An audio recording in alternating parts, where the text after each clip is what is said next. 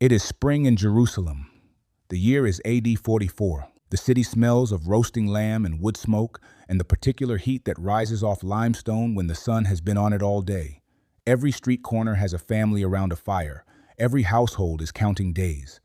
It is Passover week, the holiest stretch of the Jewish calendar, and the city is packed with pilgrims who have walked from Galilee, from Egypt, from Rome itself, just to be here. In a stone building near the center of the city, a man named Herod Agrippa is waiting. He is not waiting for the feast. He is waiting for it to end. Herod Agrippa is the grandson of Herod the Great, the king who tried to kill the infant Jesus by slaughtering every child under 2 years old in Bethlehem. The blood runs thick in this family. And now, a generation later, Agrippa has already killed one of Jesus' closest friends, James, the son of Zebedee, the fisherman from Galilee who had walked with Jesus for 3 years, who had been on the mountain when Jesus was transfigured, who had fallen asleep in the Garden of Gethsemane the night everything went wrong. Agrippa had him arrested and executed. The text of Acts tells us this with brutal economy. He killed James, the brother of John, with the sword. One sentence, no eulogy, and it worked. The crowd approved, so Agrippa arrested Peter next. But he did not kill Peter right away. He is waiting for the feast to end, because it would be bad politics to execute a man during a religious festival. And this is where the King James Bible, printed in the year 1611, uses a word that has confused readers for 400 years. The text says Herod was intending after Easter to bring him forth to the people. Easter, in a text set in AD 44, in a Jewish city, at Passover, in a scene involving a Jewish king, a Jewish prisoner, and a Jewish crowd. The word Easter sits there in the middle of Acts chapter 12 like a stone that does not belong in the wall. Here's what most people miss. The Greek word underneath that English translation is Pascha, and Pascha is simply the Greek spelling of the Hebrew word Pesach, Passover, the feast of the Exodus, the feast God commanded Moses to keep forever. The feast Jesus himself was celebrating the night he was arrested. Pascha appears 29 times in the New Testament. Every single time, every modern translation renders it Passover. Every single time except this one. The King James translators in Acts 12 verse 4 chose Easter. One word, one decision, 400 years of questions. This is not a video about bunnies. This is not a video about eggs. This is not a video about whether you should or should not put up decorations in spring. This is a video about a word and what that word costs you if you never stop to ask where it came from. Because if you pull that thread, it does not just unravel one translation choice. It unravels 1,500 years of church history. It takes you back to Egypt and a lamb with blood on a doorpost. It takes you to a skull-shaped hill outside Jerusalem at 3 in the afternoon. It takes you to a marble hall in the year 325, where an emperor sat among 300 bishops and decided something that still shapes your calendar today. One word. That is all it takes. We will get to it. But first, you need to go back, way back, before the English language existed, before the church existed, before the Roman Empire existed. You need to go back to a night in Egypt when a nation learned what it costs to let God's people go and what it costs not to. Go back 1,446 years before the birth of Christ. You are standing on the edge of a civilization. Egypt is the most powerful nation on earth. The Nile floods every year and deposits black soil so rich that grain grows in abundance. The pyramids are already old. The pharaohs have ruled for 1,000 years. And somewhere in the middle of all this, in the brick yards and the labor camps along the river, there are 2 million people who do not belong here. They are called Hebrews. They are slaves. Their ancestors came to Egypt 400 years ago as guests, refugees from a famine, welcomed by a pharaoh who loved a Hebrew named Joseph. But that pharaoh died. And the one who came after him did not remember Joseph. He looked at the Hebrews and saw a threat.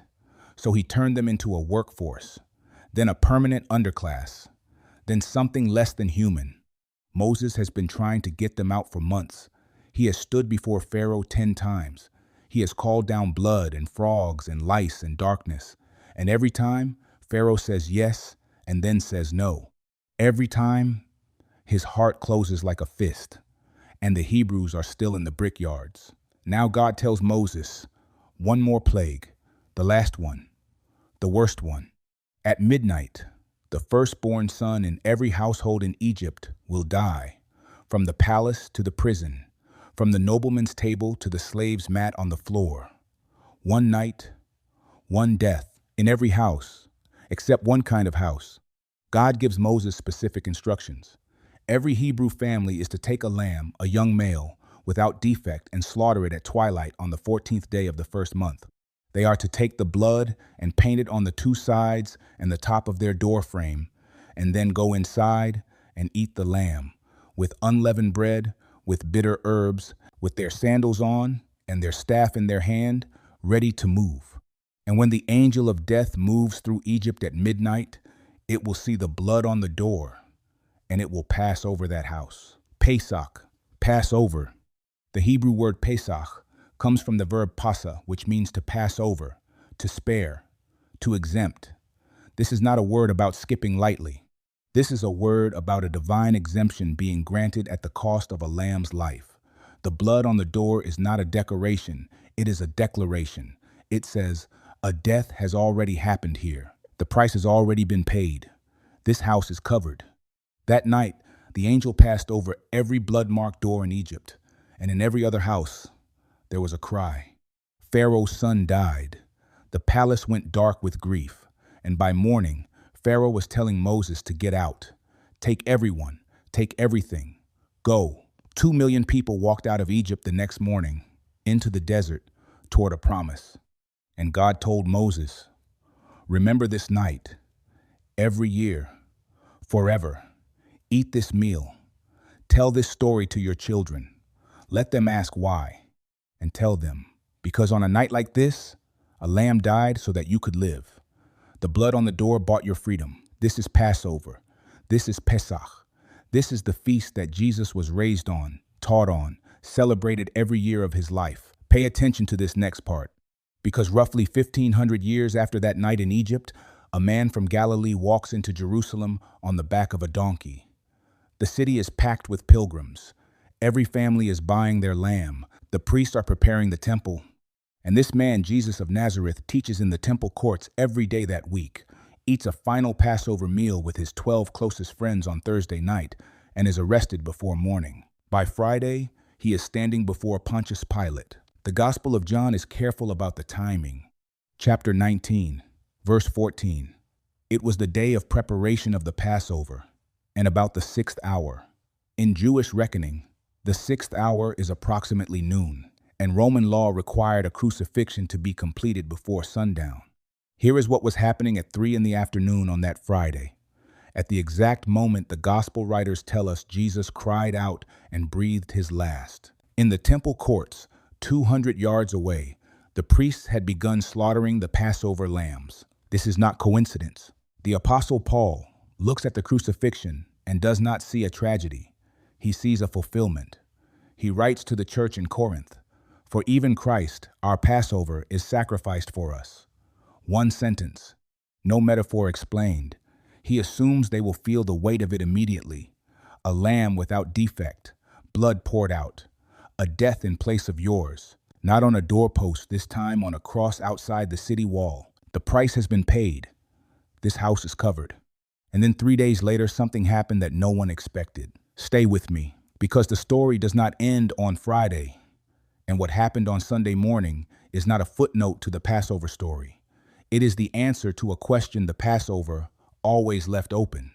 The lamb dies and the people are freed. Good, but freed to what? Out of Egypt and into a desert, out of slavery and into a wilderness, out of death's reach for one night. But every person who walked out of Egypt that morning eventually died anyway. The blood on the door bought them a night, an exodus, a journey. It bought them time. It did not buy them forever. The disciples knew this. They celebrated Passover every year. They knew exactly what it meant. And on the Friday Jesus died, they did not see a fulfillment. They saw a catastrophe. They scattered. They hid. Peter went back to fishing. The dream was over. And then came Sunday, Her name is Mary Magdalene. She is from a fishing town on the western shore of the Sea of Galilee called Magdala. The Gospel of Luke tells us that Jesus had cast 7 demons out of her. She had followed him from Galilee to Jerusalem. She had stood at the foot of the cross on Friday when most of the male disciples had run. She had watched where they laid the body. And now, before dawn on the first day of the week, she does not come to celebrate. She comes back. She comes to finish the burial preparation that the Sabbath had interrupted. She comes with spices. She comes with grief. She comes because the man she had followed for years is dead, and this is the last thing she can do for him. She finds the stone rolled away. She finds the tomb empty. She stands outside weeping. And a man she does not recognize asks her why she is crying. She assumes he is the gardener. She says, "Sir, if you have carried him away, tell me where you have laid him, and I will take him." He says one word, her name, Mary. And in that moment, in the gray light before sunrise, in a garden outside Jerusalem, the Greek word anastasis became a lived reality. Anastasis, a standing up again, a resurrection. This is not a ghost story. This is not a hallucination. She reaches for him. She calls him Rabboni, my teacher, and he tells her to go tell the others. She becomes the first person in human history to carry this news. The Lamb of Passover had not just bought a night. He had bought everything.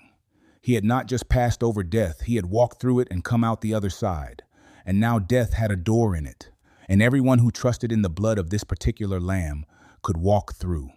This is the resurrection. This is what 1 billion Christians celebrate every spring. And none of it, not one moment of it, is called Easter in the Bible. So where did the word come from? If it is not in the New Testament, if the Greek word is always Pascha, always Passover, then how did a word that sounds like a Norse goddess end up on the lips of 1 billion Christians every April? The answer begins with an argument. And the argument begins with an old man in a city called Smyrna. His name is Polycarp. He is the bishop of Smyrna, a port city on the western coast of what is now Turkey, and by the year AD 155, he is one of the last living links to the original apostles. He had been personally discipled by the apostle John, not influenced by John, not read the writings of John. He sat at John's feet. He heard John's voice. He knew what John had taught him. And every year, Polycarp and his congregation celebrated the resurrection on the 14th day of the month of Nisan. 14 Nisan, Passover, the exact date God had given Moses in Egypt, the date Jesus had been crucified, the date the church in Asia Minor had been keeping since the apostles themselves had taught them to keep it. They called themselves the Quartodecimans, from the Latin for 14. They were not a fringe group. They were not a heresy. They were some of the oldest Christian communities in the world, directly taught by the men who had known Jesus personally. The church in Rome disagreed. Rome celebrated the resurrection on a Sunday, specifically the Sunday following the first full moon after the spring equinox. Not a fixed date, a movable date, a Sunday, always a Sunday, because Jesus had risen on the first day of the week. Both sides had good arguments. Both sides believed they were honoring Scripture, and for decades, the two practices existed side by side, the way families sometimes celebrate a holiday on different days without anyone getting angry about it. And then Polycarp came to Rome. Eusebius of Caesarea, the great church historian, records this meeting in his History of the Church, written around AD 313. He writes that Polycarp and the Bishop of Rome, a man named Anicetus, discussed the question at length, and neither was able to persuade the other. But they did not break fellowship. Anicetus invited Polycarp to celebrate the Eucharist in his church. They disagreed, and they broke bread together anyway. That grace did not last. Here's the part nobody tells you. Polycarp left Rome and, weeks later, was arrested in Smyrna. The Roman proconsul gave him a simple offer: curse the name of Christ and go free. Polycarp, 86 years old, a man who had known the Apostle John personally, said words that have been repeated in every century since. 86 years have I served him, and he has done me no wrong. How can I blaspheme my king who saved me? They burned him at the stake. The argument about dates continued for another 150 years. Bishops wrote letters. Councils were called. The tension crackled across the Mediterranean like a slow fire. And then, in the year 325, an emperor decided to settle it. His name was Constantine. He had converted to Christianity after seeing a vision before the Battle of Milvian Bridge in AD 312. He had ended the persecution of Christians with the Edict of Milan in 313, and now he was the most powerful man in the world, and the church he had taken under his protection was fracturing over a date. He called a council. In a city called Nicaea, in what is now northwestern Turkey, 318 bishops gathered. The Council of Nicaea is famous primarily for settling the doctrine of the Trinity, but it also settled the Easter question. The council ruled the resurrection feast would be celebrated on a Sunday. It would not follow the Jewish Passover calendar. It would be calculated independently the Sunday after the first full moon after the spring equinox. And Constantine sent a letter to the churches explaining the decision. The letter survives. Eusebius quotes it, and in it, Constantine writes that it seemed to everyone a most unworthy thing that we should follow the custom of the Jews in calculating this feast. Read that carefully.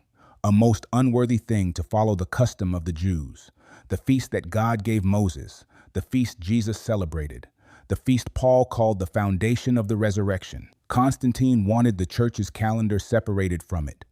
This is the hinge. This is the moment the resurrection feast begins.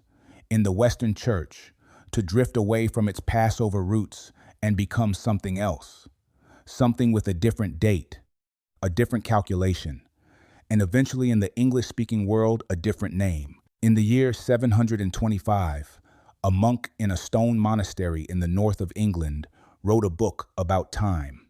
His name was Bede. History calls him the Venerable Bede, and it is a fair title for a man who spent his entire life in 2 monasteries and somehow became the most important historian in early medieval Europe. His book was called De Temporum Ratione, The Reckoning of Time, and in one chapter, Bede tries to explain where the English names for the months came from. He writes about a goddess. He calls her Eostre. She was, Bede says, a goddess of the Anglo-Saxon people, the Germanic tribes who settled in Britain after the Romans left. She gave her name to a spring month, and in that month, the pagans had once held feasts in her honor. By Bede's time, those feasts had been replaced by the Christian celebration of the resurrection, but the name had stuck. The month was still Eostre's month, and the feast celebrated in that month had taken on, in the English language, a version of that old name. Easter. Now here is where you need to be careful, because people take this in 2 very different directions, and both of them miss the point. Some people hear pagan goddess and conclude that Easter is a contaminated holiday, that Christians are unknowingly worshiping Eostre every spring. This is not historically sound. Bede is the only ancient source who mentions Eostre at all. We have no other record of her worship. Many scholars think the goddess's name and the month's name both came from a common root, a Proto-Germanic word meaning east or dawn. The goddess may have been named after the direction of the rising sun, not the other way around. The name Easter, in other words, may simply mean the feast of the dawn, which is not a bad name for a celebration of a man who rose before sunrise. Other people swing the opposite direction and insist Easter has absolutely nothing to do with paganism, and anyone who says otherwise is attacking Christianity. This is also not fully honest. The connection between the English word and older Germanic spring traditions is real. The church, as it spread through Germanic territories, frequently absorbed local seasonal customs and reframed them around Christian meaning. Pope Gregory the Great wrote a famous letter to the missionary Augustine of Canterbury in AD 601, instructing him not to destroy pagan temples, but to reconsecrate them, to take what the people already loved and redirect it toward Christ. Whether that was wise or merely strategic is a debate 1,400 years old. You can form your own view, but here is what is not debatable. The word Easter is an English word. It does not exist in the Bible. When Jerome translated the New Testament into Latin in the late 4th century, the translation that became the official Bible of the Western Church for 1,000 years, he used Pascha for Pascha, Passover for Passover. When Spanish Christians celebrate the resurrection, they call it Pascua. French Christians call it Pax. Italian Christians call it Pasqua. Russian Christians call it Pascha. Every major European language except the English and German families kept the word Pascha, kept the thread running back to Egypt, to the lamb, to the blood on the door. Only English made the switch. Now watch what happens next. The King James translators were not careless men. They were among the most learned biblical scholars in England. They translated Pascha as Passover in Matthew, Mark, Luke, John, and 1 Corinthians. 28 times out of 29, they gave you Passover. But in Acts 12, verse 4, the Herod Agrippa passage, the spring, the prisoner, the Jewish crowd, they wrote Easter. Why? The most likely explanation is context. The translators looked at the surrounding passage and made a judgment perhaps that Easter was the English reader's natural word for this season. Perhaps they thought using Passover in a passage about the early church would confuse readers. We do not know exactly. They did not leave notes on this one, but we know this. Every major translation since the New International Version, the English Standard Version, the New American Standard, the New Living Translation renders Acts 12 verse 4 as Passover. The scholarly consensus is clear. The word is Pascha. It is Passover. It was always Passover. The King James Bible gave English readers one Easter, one word, and for 400 years, people have been pulling that thread. So here is where you are standing now. You have a Passover feast instituted by God in Egypt, sealed with the blood of a lamb, kept by every generation of Israel for 1,500 years. You have a crucifixion timed to the exact hour the Passover lambs are being killed in the temple. You have a resurrection before dawn, witnessed first by a woman who came to a garden with spices and left it running. You have a church that fractured for 3 centuries over what day to celebrate all of this. You have an emperor who standardized the date and cut it loose from the Jewish calendar. You have a Germanic spring tradition absorbed by the English church and given a new Christian meaning. You have one monk in Northumbria who wrote down the goddess's name, and you have one translation committee in 1611 who used it in one verse. And you have a word, Easter, sitting in the English language like a stone at the bottom of a river, worn smooth by centuries of use, its origin barely visible. Here's what most people miss. This is not a scandal. This is not evidence of a conspiracy. This is what happens when the gospel moves through human history. It picks up the languages and the calendars and the customs of every culture it passes through. The Chinese church celebrates the Feast of Resurrection. The Ethiopian church celebrates Fasika, still clearly derived from Pascha. The English church celebrates Easter. The content is the same. A man died. A man rose. Death has a door in it now. But, and this is a real but, the distance between the English word and the biblical event is not neutral. Words shape what we think. And if Easter makes you think of baskets and candy and a vague sense of springtime renewal, and if Passover makes you think of Egypt and blood and a God who rescues his people at great cost, then the word you use is quietly shaping the story you believe. The early church understood the resurrection through Passover. That was the lens. That was the interpretive key. When Paul says Christ our Passover is sacrificed for us, he is not making a poetic comparison. He is saying, you already know what this means. You have been rehearsing this story every year since Moses. The lamb, the blood, the exemption purchased by a death.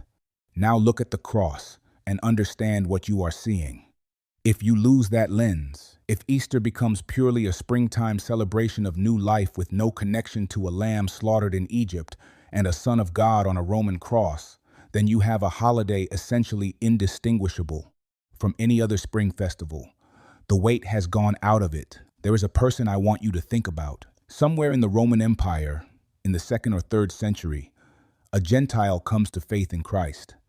He had never celebrated Passover. He did not grow up with the story of Egypt. He did not know what Pesach meant. And then someone sat him down and explained it.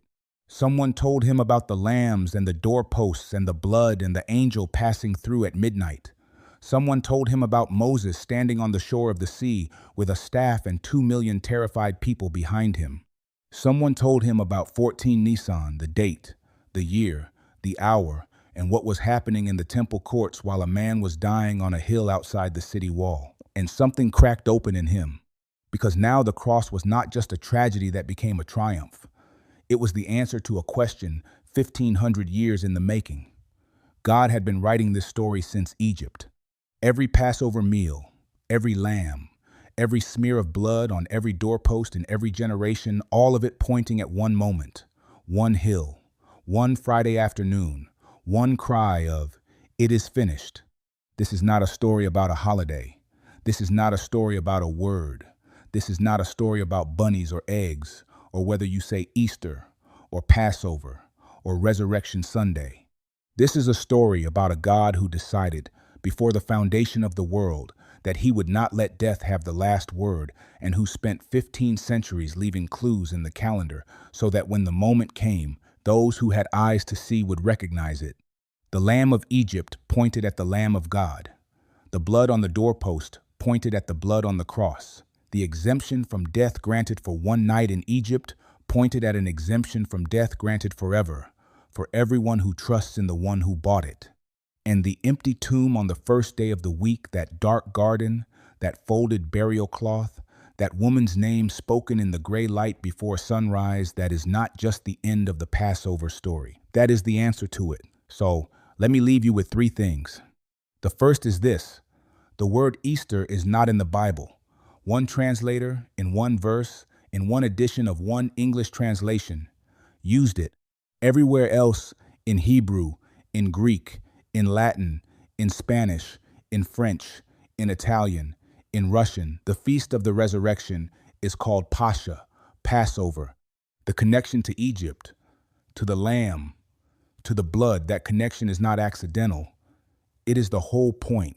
If you want to understand what happened on the cross, you have to understand what happened in Egypt. The cross is the answer to the Passover. The Passover is the question that makes the cross make sense. The second is this: the church has argued about the name and the date and the customs of this holiday for 2,000 years. Polycarp and Anicetus could not agree. Constantine had to call a council. The Quartodecimans and the Sunday keepers went to their graves, convinced the other side was wrong. And somehow, through all of it, the core of the story survived. A man who was dead is alive. The tomb is empty. Death has a door in it. You can argue about what to call the day. You cannot argue that day out of history. The third is the one I want you to sit with. Mary Magdalene came to that garden before sunrise to finish burying a dead man. She brought spices. She brought grief. She had no category for what she was about to find. And in that garden, in the gray half-light, before the sun came up over Jerusalem, the risen Christ spoke her name. Not woman, not disciple, her name. Mary. That is the whole gospel in one word. The God of the Exodus, who passed over millions of doorposts in Egypt, who counted every lamb and every drop of blood, that same God looks at you in whatever garden you are standing in right now, whatever grief you have carried here, whatever you came with, because you did not know what else to do. And he speaks your name, not a holiday, not a tradition, not a word borrowed from a spring goddess. Your name. That is what this is about. That is what it has always been about. Whether you call it Easter or Passover or Resurrection Sunday or Pascua or Paques, the story underneath the name is the same. The Lamb died. The door opened. And the one who walked out of the tomb is still, right now, in the business of speaking names in dark gardens. Before I go, one question, and I genuinely want to hear from you. Does the Passover connection to the resurrection change how you see Easter? Does it add weight to the celebration, or does it feel like information that complicates something that was simple? Tell me below. I read every comment on this channel. And if this video opened something for you, if you found yourself seeing the cross differently than you did 25 minutes ago, share it with one person.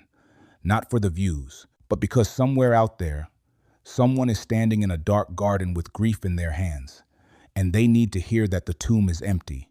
The stone is rolled away. He is not here. He is risen. That is the whole story. That has always been the whole story.